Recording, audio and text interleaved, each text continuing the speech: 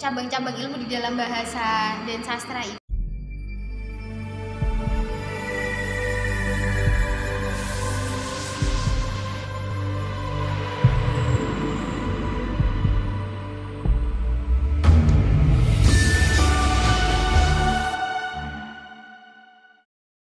Halo semua, kembali lagi bersama kita di Oma, obrolan mahasiswa. Nah, aku Miftah Fauzana, biasa dipanggil Kak Miftah, dan Aku Delia Sagatka, bisa dipanggil Kak Deli. Nah, kemarin kan kita sudah membahas tentang keilmuan mahasiswa kan. Nah, hari ini kita akan mengulik lebih dalam tentang keilmuan bahasa. Betul kan kita? betul sekali. Di dalam pembahasan ini, ilmu bahasa biasanya digunakan di sehari-hari, tetapi tidak semuanya mengerti apa itu ilmu bahasa. Yang mengerti cuma hanya sedikit orang saja. Dan yang kita tahu ilmu bahasa tuh pasti terkaitnya tentang puisi, cerpen, pantun. Nah, untuk hari ini kita akan mengulas lebih dalam apa itu bahasa yang lebih dalamnya, gitu kan? Betul. Di dalam pembahasan kita di obrolan ini, kita nggak hanya berdua ya, kita memiliki teman untuk membahas dan mengulik lebih dalam apa sih ilmu-ilmu bahasa yang ada di bahasa Indonesia ini. Secara luas dan lebih dalam. Iya. Atas habis untuk hari ini. Betul sekali. Nah, kita panggilkan teman-teman kita yang dari mahasiswa Universitas Jember, pastinya dari Pendidikan Bahasa Sastra Indonesia ya. Kita panggilkan, ini dia. Pastinya teman-teman belum tahu ya nama-namanya kakak-kakak ini. Nah, siapa kak? Coba perkenalkan dulu nama-namanya. Halo, assalamualaikum. Perkenalkan nama saya Ainun Mirawati Subroto, biasa dipanggil Ayunda. Dan saya Dinda Novalinda, biasa dipanggil Dinda. Nah, gimana nih kabar-kabarnya kakak-kakak ini, sehat? Alhamdulillah, luar biasa. Allah Akbar. Wah, semangat sekali ya kakak-kakak ini. Nah, kegiatannya sehari-hari gimana nih kegiatannya? Kalau saya ya kak, saya ini sih ya mahasiswa semester 5 ya. Iya. Selain jadi mahasiswa juga nyambi-nyambi kerja ngelesin privat, terus habis itu ya adalah sedikit-sedikit usaha catering di rumah. Wah, sangat aktif sekali nih kakak ini satu ini. Kalau kak Dinda gimana kak? Ya, kalau saya sendiri sama ya, mahasiswa semester 5 di Prodi Pendidikan Bahasa dan Sastra Indonesia ya. Wah, ternyata teman-teman kita ini sama-sama dari Pendidikan Bahasa dan Sastra Indonesia. Ya. Nah, kakak-kakak ini kan dari Prodi Pendidikan Bahasa dan Sastra Indonesia kan. Nah, kita kan belum tahu tuh apa saja sih yang dipelajari di Prodi Pendidikan Bahasa dan Sastra Indonesia. Bisa jelaskan kak? Ya, ini ya kak ya. Kadang-kadang kalau saya dulu itu masuk ke pendidikan bahasa Indonesia, saya bilang gini, apa aja sih yang dipelajari di bahasa Indonesia? Ngapain bahasa Indonesia kok masih dipelajari kayak gitu ya? Tapi coba Kak Dinda ini orang SO ya, study oriented. pasti yang benar-benar terbayang banget, yang benar-benar hafal tentang mata kuliahnya. Ada apa aja Kak? Ya, tentunya di Prodi Pendidikan Bahasa dan Sastra Indonesia ini tentunya banyak sekali ya yang kita pelajari. Nah, ada morfologi, sintaksis, kemudian stilistika, dan ada juga retorika, dan masih banyak lagi. Nah, Jadi ini ya kak ya. Jadi nggak menurut stigma di luar itu, ya bahasa Indonesia loh udah dipakai setiap hari. Apa sih yang dikaji kayak gitu? Tapi padahal mahasiswanya sendiri aja kadang-kadang masih susah untuk memahami gitu ya kak ya. Gitu. Menarik sekali ya. Berarti dari banyaknya mata kuliah itu yang menarik menurut kakak-kakaknya yang mana nih? Gimana kak? Menurut Kak Dinda dulu ya, coba. Dinda dulu deh. ya saya dulu ya. Nah, jadi kalau menurut saya mata kuliah yang menarik itu apa ya? Ya stilistika. Oh, Nah, stilistika nih. Kalian udah tahu belum stilistika? Belum Kak? tahu kak, coba kak. Kakak jelasin sedikit dong tentang stilistika ini. Ya, oke. Jadi stilistika ini merupakan perpaduan antara ilmu linguistik dan sastra. Nah, jadi dalam retorika ini terdapat gaya bahasa yang merupakan bagian dari linguistik. Nah, jadi di dalam stilistika ini terdapat variasi-variasi penggunaan bahasa dalam kesusastraan. Nah, jadi seperti itu. Wah, sangat menarik ya di Iya. stilistika ini. Nah, gimana kalau Mbak Ayunda? Gimana Kak? Kalau saya ya, mata kuliah yang paling berkesan dari semester 1 sampai 5 saat ini yang masih ceket gitu ya, masih ceket di saya itu retorika mungkin ya. Karena itu menurut saya yang paling sering saya gunakan gitu ya. Karena saya ya sesuai sama aktivitas saya sehari-hari ya, sebagai penjual catering, sebagai ya banyak berinteraksi dengan orang-orang, itu kan membutuhkan retorika yang bagus gitu ya, dan saya mendapatkan itu di mata kuliah yang saya tempuh kayak gitu. Bagus Kak, berarti itu langsung dipraktekkan ya Kak ya? Kalau secara garis besarnya langsung dipraktekkan di kehidupan sehari-hari sama Kakak ini. Wah, sangat menarik ya. Sangat menarik sekali. Saya kan dulu juga pernah ya belajar tentang bahasa Indonesia. Katanya bahasa Indonesia dan sastra itu memiliki ikatan kayak sambung menyambung. Iya, benar sekali. Menurut kakak bisa nggak ya jelasin ilmu-ilmu yang memiliki Hubungan gitu ya. hubungan antara keduanya itu. Bagaimana menurut kakak tentang pembelajaran itu atau tentang ilmu itu, kenapa bisa disebut melekat dan sambung menyambung? Iya. Gini, memang benar dari cabang-cabang ilmu di dalam bahasa dan sastra itu saling berkaitan gitu ya, kayak rantai yang nggak bisa dipisahkan karena ya memang ada sangkut pautnya gitu. Ada keterkaitan gitu ya. Ada keterkaitan. Nah, contohnya ini ya sama kayak ya mungkin dari ilmu yang Stilistika. Kak siapa? Kak Dinda. Maaf saya suka lupa nama ya. Nah, seperti ilmu stilistika yang disukai sama Kak Dinda dan retorika yang disukai oleh saya itu ada hubungannya, padahal kan ini ya kayak kalau stilistika tadi membahas tentang apa Kak? Tentang gaya bahasa. Tentang gaya bahasa. Nah, tentang gaya bahasa dengan saya yang retorika yang notabene itu sebagai ilmu untuk mempersuasi gitu ya, untuk gimana ya? Untuk mempengaruhi orang, kan kayak beda ya dari sastra ya, kayak stilistika itu ya kan sastra kan lebih kayak ke sastra yang membahas tentang sastra gitu. Nah, sedangkan kalau saya berhubungan dengan dunia luar. Nah, tapi kedua cabang ilmu itu saling berhubungan kayak gitu. Oh, berarti mata kuliah atau materi yang disukai kakak berdua ini memiliki hubungan ya ternyata. Wah, sangat keren ini, apalagi pembahasan kita ini. Dari hubungan tadi kan ada retorika dan stilistika. Nah, itu hubungannya gimana sih Kak? Boleh dijelaskan? Jadi retorika ini lebih dekat dengan masalah penggunaan bahasa dan lebih menekankan pada akibat atau tujuan dari penggunaan bahasa itu sendiri. Nah, apakah benar seperti itu, Kak Ayunda? Iya sih, gini ya, mungkin lebih singkatnya hubungan antara stilistika dengan retorika itu, kalau stilistika tadi kan mengkaji stylenya ya, mengkaji stylenya. Kalau itu dia berdiri sendiri mengkaji stylenya, style karya sastra itu kayak gimana sih gitu. Nah, sedangkan kalau retorika sendiri, kalau berdiri sendiri ya, retorika itu kan mempelajari tentang ilmu ya komunikasi, gimana cara mempersuasi gitu. Nah, kalau kedua cabang ilmu ini dijadikan satu, stilistika dengan retorika, nah itu ada di dalam karya sastra baik itu karya sastra lisan ataupun karya sastra tulis kayak gitu. Nah, di mana sih maksudnya?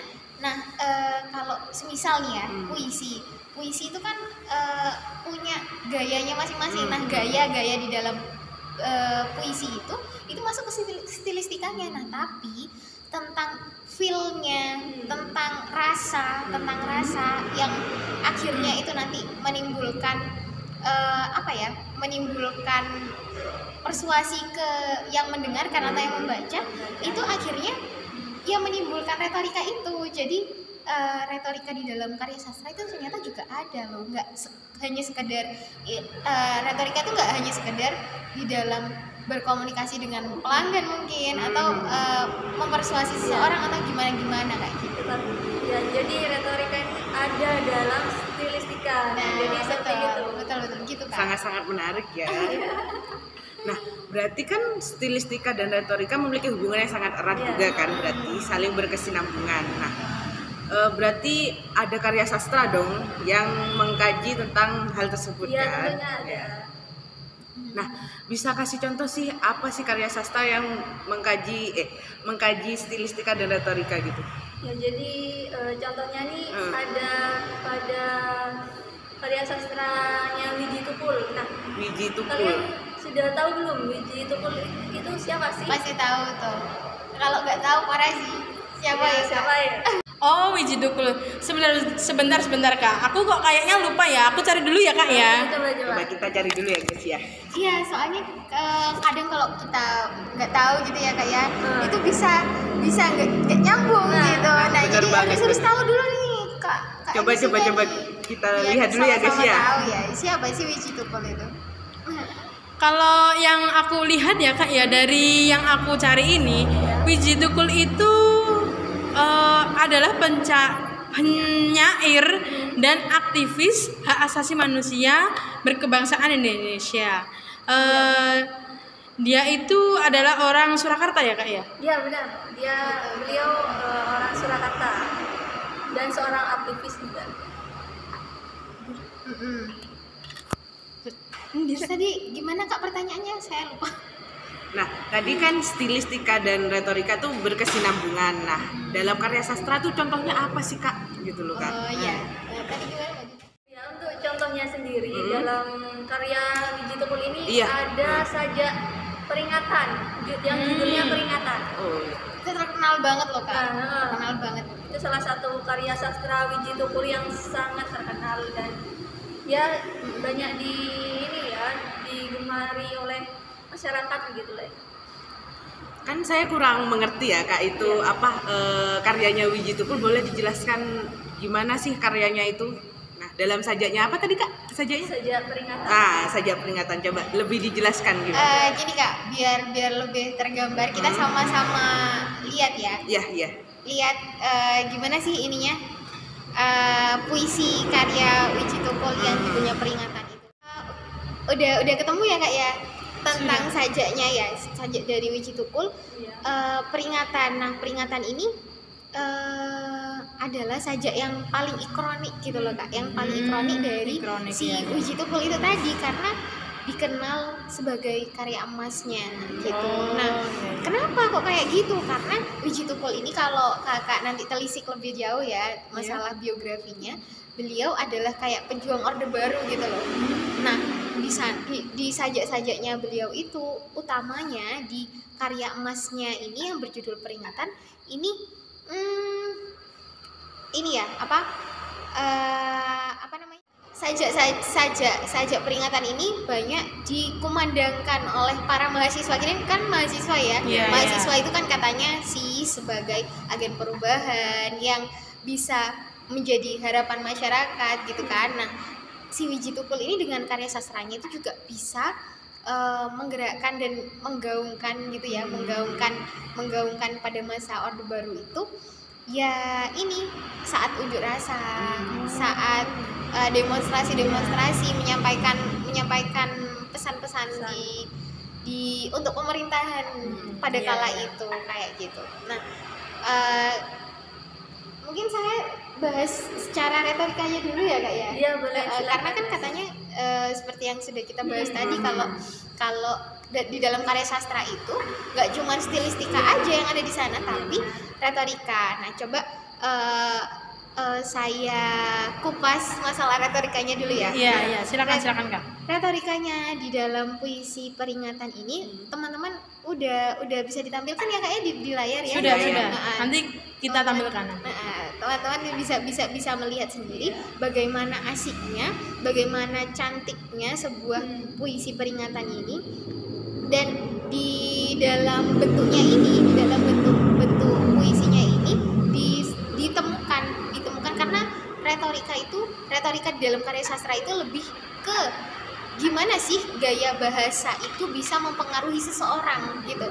Karena setiap penyair itu kan pasti memiliki gaya bahasa yang unik gitu ya. Jadi itu yang bisa membedakan gitu ya Kak. Itu yang bisa membedakan antara penyair satu dengan penyair lainnya gitu. Nah, termasuk si Wiji Tukul ini di sajak peringatan ini, si Bapak Wiji ini banyak menggunakan gaya bahasa yang ironi gitu, karena menyindir pemerintahan Orde Baru pada saat itu gitu. Nah, dan di dalam sajaknya ini nih ya bisa dilihat banyak ini, kalau dilihat dari ya gaya bahasanya itu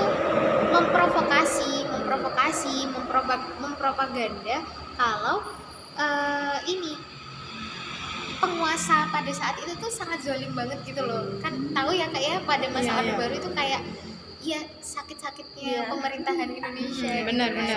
Nah kayak gitu. Nah itu jadi sisi retorika di dalam puisi peringatan ini. Jadi memprovokasi, membangkitkan emosi, membangkitkan supaya ya menyadarkan gitu ya, menyadarkan kalau rezim hari ini tuh sedang tidak baik-baik saja. Akhirnya ya timbullah kayak gitu ya demo-demo dan lain sebagainya kayak gitu. Jadi sangat berhasil sekali kalau menurut saya ya retorika di dalam puisi peringatan ini. Nah kalau dari stilistikanya mungkin silakan Kak Dinda. Dari segi stilistika. Jadi kalau dilihat dari sisi stilistikanya nih ya, dalam sajaknya Wiji Tukul yang berjudul peringatan itu tadi, itu banyak ditemukan adanya repetisi. Nah, repetisi yang ada dalam sajak itu salah satunya repetisi kata rakyat. Nah, selain itu juga dalam sajak itu ada yang namanya anafora. Nah, anafora itu apa sih? Nah, gitu ya. Dan jadi anafora itu semacam pengulangan yang banyak mengandung varian kata atau istilahnya itu sinonim seperti kata jika, kalau, dan bila. Nah, dari repetisi dan anafora itu tadi akan membentuk yang namanya paralelisme. Nah, jadi paralelisme dari kedua repetisi, antara repetisi dan juga anafora. Nah, kalau dilihat dari sajaknya Wiji Tukul ini, paralelisme yang menciptakan narasi kausalitas atau adanya sebab akibat. Nah, seperti itu. Nah, jadi paralelisme kausalitas ini dijelaskan dalam beberapa narasi, yaitu di sajak yang bagian pertama ya, yang di bagian awal. Nah, di situ ada narasi yang bunyinya, jika rakyat itu pergi ketika penguasa pidato, berarti mereka sudah putus asa. Yang kedua, jika rakyat sembunyi dan berbisik-bisik, maka penyebabnya adalah karena penguasa tidak pernah mendengar aspirasi rakyatnya. Dan yang ketiga, bila rakyat itu mengeluh, usul ditolak dan suara dibungkam, maka saatnya rakyat itu tentunya melawan ya gitu. Jadi memang ada ini ya Kak ya, ada memang sebab akibat gitu ya Kak ya? Benar sekali. Jadi jika kayak sama kayak gini loh Kak, kayak jika saya sekolah maka saya akan pintar. Nah, jadi sama kayak gitu. Sebab akibatnya. Ya, ada sebab akibat, sama kayak puisinya Wiji Tukul ini. Ya. Selanjutnya yang kedua nih, secara umumnya di dalam sajaknya Wiji Tukul yang itu bernada propaganda. Apa sih bernada propaganda yang dimaksud dalam sajak itu? Nah, jadi maksudnya itu seperti ajakan untuk ini ya, untuk melawan penindasan. Nah, kaum penindas yang dimaksud dalam sajak itu Penguasa atau pemerintah. Nah, jadi yang dimaksud seperti itu ya. Bisa kita lihat di sajak terakhir. Nah, di situ ada ini kata lawan. Nah, kata lawan itu merupakan pengumpulan intensitas ancaman yang mencapai puncak klimaksnya dalam sajak itu. Nah, nada provokasi juga jelas ya dari kata lawan itu sendiri. Nah, jadi lari itu bernada lebih maksudnya marah dan menjadi emosional dan ya. Jadi menjadi bagian klimaks dari saja itu. Jadi seperti itu. Wah, sangat menarik ya. Di dalam saja uji ukur itu ya, ada sindiran, terus ada kayak pion tadi ya, propaganda dan lain sebagainya. Sangat menarik ya. Dan itu dikaji semua di dalam ilmu retorika, statistika, dan ya bahasa itu kayak ada di dalam tentang kita bahasa itu kayak rasa positif ya kayak.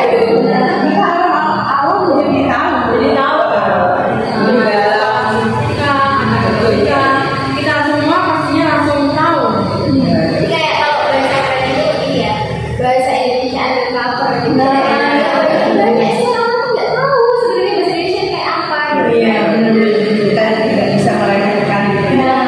Ternyata sesusah itu. Tapi keren sekali ya pada malam hari ini. Nah, untuk selanjutnya kita terima kasih sebelumnya bersama kakak kita yang cantik-cantik ini sudah meluangkan waktunya berbincang-bincang dengan kita di acara kita kali ini. Kenapa ya Kak? Ya, Belum tahu ya. Ini acara kita tuh program terbaru Kak. Ya. Semoga ada episode selanjutnya. Ilmu-ilmu tentang bahasa. Oh iya, kakak pasti belum tahu program kita. Program kita itu namanya OMA, obrolan mahasiswa. Ya, terima kasih untuk kakak-kakak yang cantik-cantik ini telah hadir di acara kita. Terima kasih dulu ya. Kita langsung bagi ya, mohon maaf karena ada ini. Oh iya. Terima kasih sudah meluangkan waktu ya. Terima kasih. Bye bye. Wah, kayaknya obrolan tadi sangat seru sekali sampai kita lupa sama waktu ya. Benar sekali Kak. Nah, obrolannya sangat asik dan menarik ya teman-teman. Ya, apalagi mengulik tentang bahasa-bahasa yang disampaikan oleh kakak-kakak satu kita tadi. Dan rasa sudah di penghujung acara dan kita berdua akan pamit dan akan bertemu di lain waktu.